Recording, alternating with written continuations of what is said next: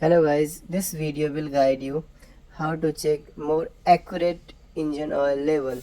So sometimes whenever you have to need top up the engine oils, that time how you will calculate how much engine oil need this car.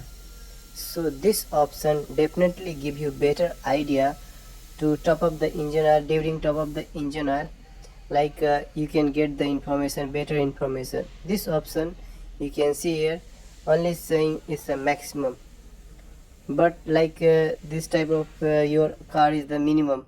So how much you need, 500 ml, 200 ml. So this option definitely it will give you more clear and confirmation.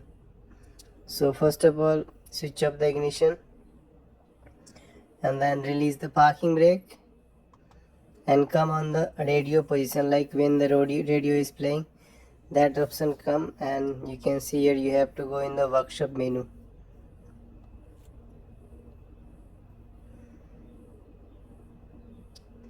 Here in the workshop menu, vehicle data, and then you can see oil level 5.2.